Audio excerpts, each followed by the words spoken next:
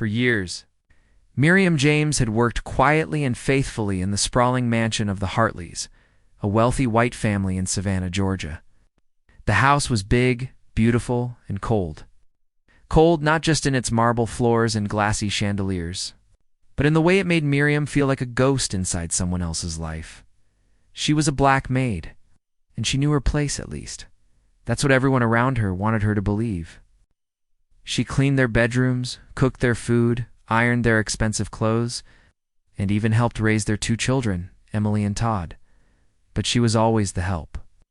Always addressed as Miriam, while everyone else had a Mrs. or Sir in front of their names. Still, Miriam never complained. She showed up every day at 7 a.m. sharp, dressed in her neat gray uniform, hair pulled back and a soft smile on her face that hid 1,000 wounds. It had been nearly 12 years since she started working for the Hartleys. Over time, she had become more than just a maid. She was the one who knew how Mr. Hartley liked his shirts folded. She was the one who remembered which type of tea soothed Mrs. Hartley's migraines. She was the one who stayed up all night when young Emily had the flu. But no matter how hard she tried, the respect never matched the loyalty. Then came the day. Everything changed the day of the final slap. It was a humid August afternoon, the kind where the air felt thick and the world moved slower. Miriam was in the kitchen, preparing lemon bars for a charity luncheon that Mrs. Hartley was hosting for her socialite friends. She moved quietly, her hands skilled from years of doing this exact thing. When the sharp clicking of heels approached, Mrs. Hartley stormed in, holding a white linen tablecloth that had a faint red wine stain. "Miriam," she barked, "what is this mess? I told you to bleach these linens. This one looks like it came straight out of the garbage." Miriam turned, startled, wiping her hands on her apron. "Ma'am, I did bleach them. That one must have gotten stained. Don't lie to me." Mrs. Hartley's voice rose. "I wouldn't lie, ma'am. I just think that's when it happened." A sharp crack echoed through the kitchen. Mrs. Hartley had slapped her. The force wasn't brutal. The meaning behind it cut deeper than any bruise ever could. For a few seconds, everything stood still. The world seemed to freeze. Miriam's cheek burned, not just from the slap, but from the insult, the centuries of history behind that single act of violence. It wasn't just about the linen. It was about power, control, ownership, even now. In 2025, some people still thought they had the right to treat others like property. Tears welled up in Miriam's eyes, not from pain, but from humiliation. She slowly straightened her spine and looked Mrs. Hartley directly in the eyes, something she had never dared to do in all her years of service. "Don't ever touch me again," Miriam said softly, but there was steel in her voice. Mrs. Hartley's eyes widened. "Excuse me, you heard me," Miriam said. "I've worked here for 12 years. I've raised your kids, cleaned up your messes, covered for your secrets, and this is how you treat me." "I pay you well," Mrs. Hartley snapped, "and I expect respect." "No," Miriam said. "You expect obedience. There's a difference." And with that, she untied her apron, folded it neatly, and placed it on the counter. "I quit." Then she walked out of that grand kitchen, out of that cold house, and out of the life she had been trapped in for far too long. Word of what happened spread faster than a summer storm. Savannah was still a town where people talked, and everyone seemed to know about the maid who slapped back with her silence. But what happened next was what left everyone truly speechless. Instead of fading into the background, instead of crawling back or begging for forgiveness, as many had expected, Miriam began building something no one saw coming. She took the little money she had saved, just under $6,000, and rented a small storefront on the east side of town.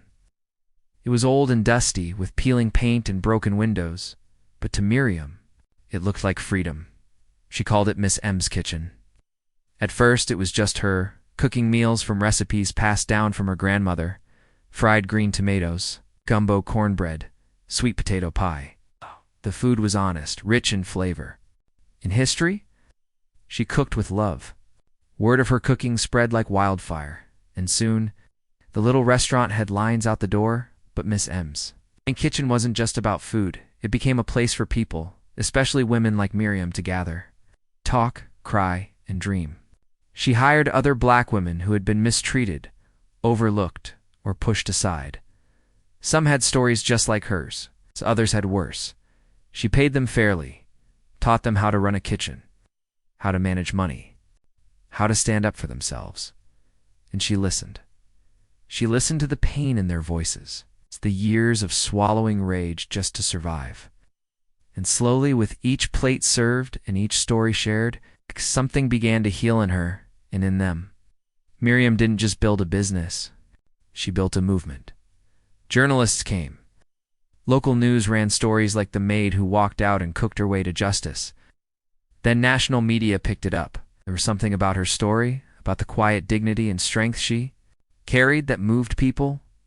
Mrs. Hartley, meanwhile, was drowning in a different kind of attention.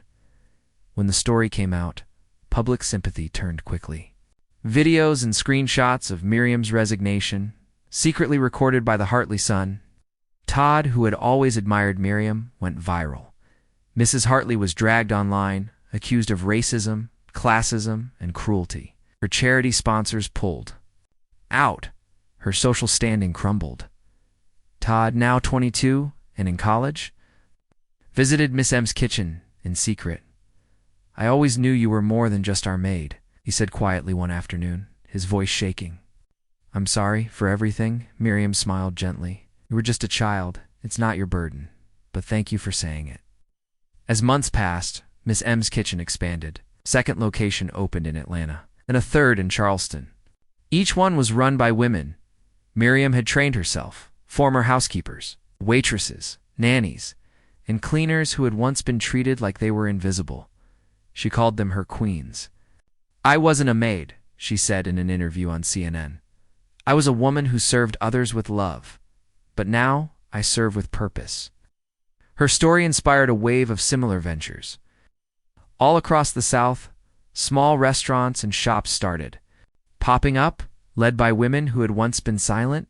Miriam was invited to speak at universities. Civil rights organizations honored her, and yet she never forgot where she came from. Every year on the anniversary of that slap, she closed the restaurant early and invited her entire staff to dinner, cooked by her with her hands. She'd raise a glass of sweet tea and say, "To the pain that woke us and the love that saved us."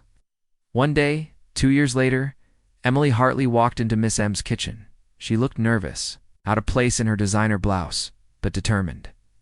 "Miriam," she said, eyes misty, "I came to say, I'm sorry. My mother, she never changed. But I have. I want to be better. I want to learn."